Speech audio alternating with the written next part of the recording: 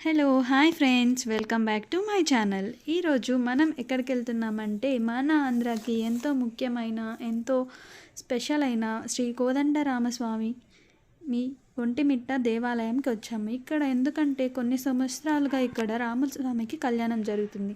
ఆ కళ్యాణం జరిగేటప్పుడు కొన్ని రోజులకి ముందు ఇక్కడ రాములు వారికి పసుపు దంచుతారు.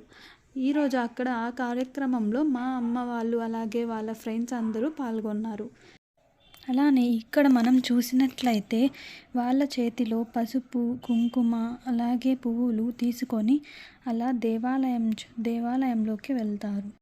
అక్కడికి ఆ రోజు చాలామంది పెద్దవాళ్ళు ఎక్కడెక్కడి నుండో వస్తారు.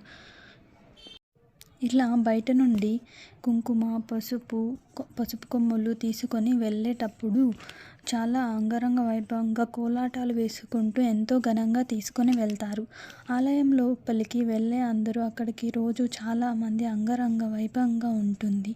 మామూలుగానే ఆ రాముల స్వామి వారి కళ్యాణం చూసేకి చాలామంది జనాలు ఎక్కడెక్కడ నుండో తండాలుగా వస్తారు. ఈ శ్రీరామనవమి 9 రోజుల ఆ ఆలయంలో చాలా అందంగా డెకరేట్ చేసి ఉంటారు. అలానే రోజు నిత్యము పూజలు జరుగుతూ ఉంటాయి. ఇలా ఆలయాన్ని ఎంతో అంగరంగ వైభవంగా డెకరేట్ చేసి ఉంచుతారు. ముందుకు వెళ్ళే కొద్దీ ఈ వీడియోలో మీరు చూస్తారు అక్కడ పువ్వులు, గాజులు, ఆ కుంకుమ అనేవి ఎంత అద్భుతంగా తీసుకొని వెళ్తారో. కోలాటాలు వేసుకుంటూ చాలా బాగుంటుంది.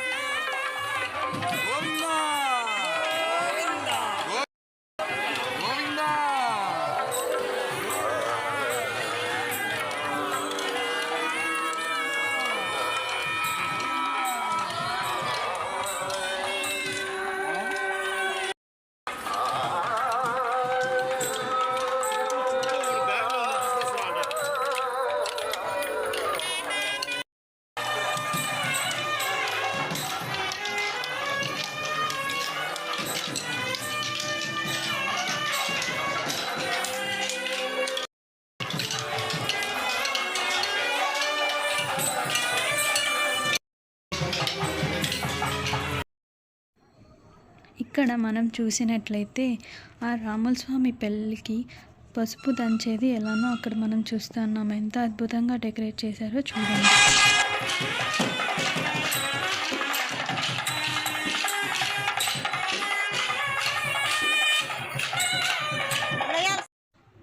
ఇక్కడ మనం చూసినట్లయితే వాళ్ళు ఆ పసుపు బయట నుంచి తెచ్చిన ఆ పసుపు కొమ్ములను ఇక్కడ దంచుతున్నారు.